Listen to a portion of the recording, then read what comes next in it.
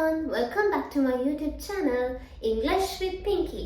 අද අපි කතා කරන්න යන්නේ simple past tense එක ගැන. ඒ කියන්නේ මේ වෙද්දි වෙලා ඉවර දෙයක් ගැන අපි කොහොමද වාක්‍යයක් හදන්නේ කියලා තමයි අද අපි කතා කරන්න යන්නේ. Let's move for today's video.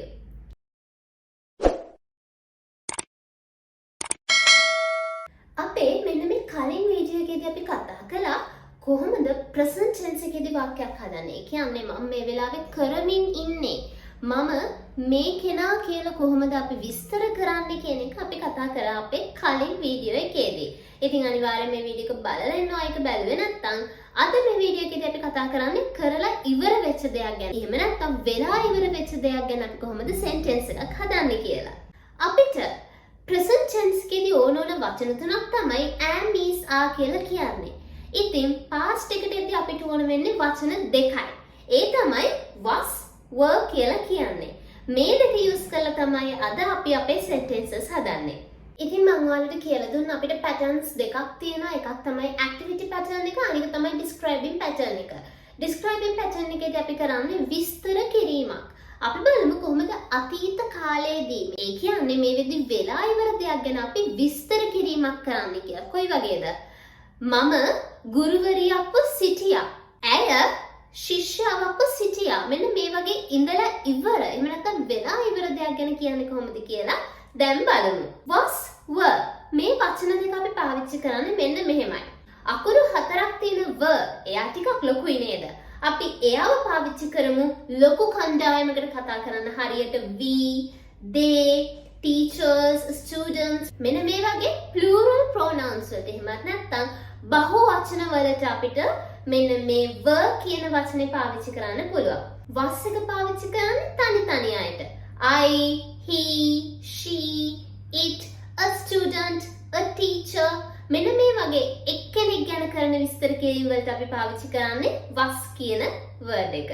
එහෙනම් අපි දැන් was කියන be verb එක use කරලා sentences හදන්නේ කොහොමද කියලා බලමු. I was a teacher. මම ගුරුවරියක්ව සිටියා. She was happy. ඇය සතුටින් හිටියා. He was selfish. ඔහු ආත්මාර්ථකාමීව හිටියා. selfish කියන්නේ ආත්මාර්ථකාමී කියන එක. දැන් අපි බලමු were කියන be verb එක use කරන්නේ කොහොමද කියලා. මම කියන්නේ ඒක අපි ගොඩකට කතා කරන් තමයි පාවිච්චි කරන්නේ. මෙන්න මේ වගේ. They were beautiful. ඔවුන් ලස්සනව හිටියා. We were sad. අපි දුකින් හිටියා. Children were happy. ළමයි සතුටින් හිටියා. මෙන්න මේ වගේ අපිට sentences හදාගන්න පුළුවන් අපිට දෙයක් ගැන විස්තර කරන්න ඕන වෙද්දී. හරි. එතකොට මේ was, were කියන sentences pattern දෙකම එක වගේ යන්නේ කියලා ඔයාලට තේරෙනවා. මේක අපි negative කරන්නේ කොහොමද? ඒ කියන්නේ I was a teacher. මම ගුරුවරියක්ව සිටියා. කොහොමද මම කියන්නේ මම ගුරුවරියක්ව සිටියේ නැහැ කියලා? I was not a teacher.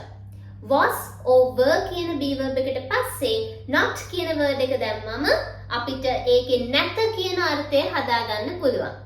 අපි ඒ කතා කළේ describing pattern එක ගැන. දැන් අපි කතා කරන්න යන්නේ activity pattern එක ගැන. මෙතනදී අපි කතා කරන්නේ අපි කරලා ඉවර වුණ ක්‍රියාවක් ගැන අපි වාක්‍යයක් හදන්නේ කොහොමද කියලා. හරියට මම සෙල්ලම් කළා. ඇය කෑම කෑවා. ඒ කියන්නේ මේ විදිහ කාලේ ඉවරයි. මෙන්න මේ වගේ වාක්‍යයක් හදන්නේ කොහොමද කියලා අපි දැන් බලමු. ඉතින් අපිට describing pattern එකේදී was, were කියලා වචන දෙකක් තිබුණා. ඒ කියන්නේ singular plural අයට දෙවිදියක්. හැඳි දෙකකින් තමයි අපි බෙදුවේ.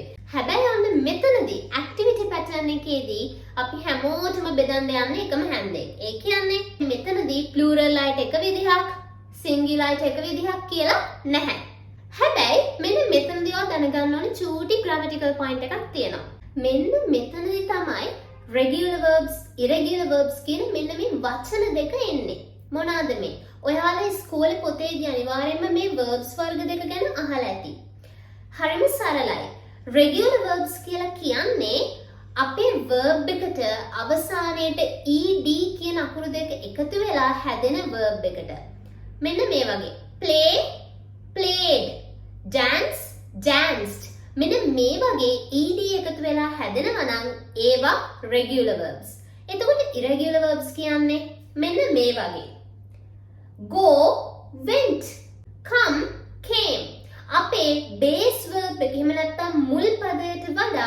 වෙනස් මුහුණුවරක් ගන්නවා නම් අපේ past verb එක ඒවට අපි කියන්නේ irregular verbs කියලා. ඉතින් මේ irregular කියන verbs වල දැනගන්න ඕනේ. ඔයා දන්නේ නැත්නම් යන්න Google එකට ගිහලා search කරන්න regular verbs irregular verbs කියලා. ඔයාට list එකක්ම Google එකෙන් ගන්න පුළුවන්. ඔයාට support එකක් වෙන මම link එකක් පල්ලෙහා description box එකේ දාන්නම්. ඒකෙනුත් ඔයාට verbs ටිකක් බලා ගන්න පුළුවන්. ඉතින් මේ verb එක දන්නවා නම් අපිට sentences හදන එක හරිම සරල දෙයක්. කොයි වගේද? He danced. She came. They went. මෙන්න මේ වගේ ඔයාලට දැන් පේනවා අපි they එකට use කරේත් අර he she එකට use කරා වගේමයි. කිසිම වෙනසක් වෙන්නේ නැහැ singular plural කියලා. දෙගොල්ලන්ටම යන්නේ එකම sentence pattern එක. හැබැයි කොච්චර verbs දන්නවා වුණා අපිට verb එකක් අමතක වෙන්න බැරිද? base form එක මතකයි past form එක මතක නැහැ. වෙන්න පුළුවන් නේ. මොකද මේ ඔක්කොම verbs ටික මේ ඔළුවේ තියාගෙන ඉන්න පුළුවන්ද? බැහැනේ. එහෙනම් අපි මෙන්න මේ විදිහේ ඒ වගේ වෙලාවට use කරමු. I came to the school in the morning. මම පාසලට උදෙන්ම ආවා කියන වාක්‍යය තමයි මේ තියෙන්නේ. ඔයාට මෙතන came කියන verb එක දැන් මතක නැහැ. හැබැයි ඔයාට මේ sentence එක කියන්නත් ඕනේ. ඔයාට come කියන base form එක මතකයි. base form එක මතකයි past form එක මතක නැති තැනකදී ඔයාට මෙන්න මේ විදිහට sentences හදන්න පුළුවන්. I came to the school in the morning කියන වෙනුවට I did come to the school in the morning. මේ came කියන verb එක දෙකකට කඩනවා අපි did come කියලා. මොකද්ද did කියලා කියන්නේ? කළා කියන අර්ථයක් තමයි මේ did කියන්නේ. do එකේ past form එක තමයි did කියලා කියන්නේ. එතකොට මේ did come කියලා ඔයා sentence එකට දාද්දී ඔයා come කියන එක කරා එහෙම නැත්නම් ආවා කියන එක කරා කියන එක තමයි මෙතනදී හැදෙන්නේ. හැබැයි වැඩි හොඳට කියලා I did came කියලා නම් හදන්න එපා. ඒක වැරදි. did කියලා කියන්නේ past form එකක්. come කියලා කියන්නේ present form එකක්. ඒ දෙන්න විතරයි ගැලපෙන්නේ. did කියන්නේ past form එක, came කියලා කියන්නේ past form එක. ඒ දෙන්න එච්චර set වෙන්නේ නැහැ.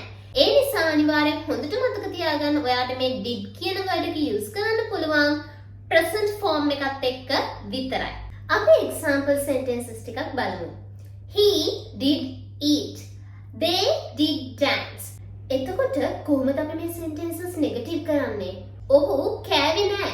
He did eat කියන එක negative කරන්න අපිට පුළුවන් විදිහ තමයි He did not eat. They did dance. They did not dance. ඉතින් මෙන්න මේ විදිහට අපිට did එකට පස්සේ not word එක දාලා negative form එක හදාගන්න පුළුවන්. තව චූටි දෙයක් මෙතනදී did not කියනකට වඩා ඔයාට ලේසියෙන් මේ දෙක contract කරන්න පුළුවන්. කොහොමද? didn't කියන word එකෙන්. He did not eat. He didn't eat. They did not dance. They didn't dance. මෙන්න මේ විදිහට ඔයාට negative form එකට sentence හදන්න පුළුවන්. ඒක කියන්නත් පුළුවන්. ඉතින් මේ වීඩියෝ එකේදී අපි කතා කළේ describing pattern එක, activity pattern එක simple past tense එකේදී කොහොමද use කරන්න කියන එක. Thank you so much for watching today's video. Catch you in the next one. Bye bye.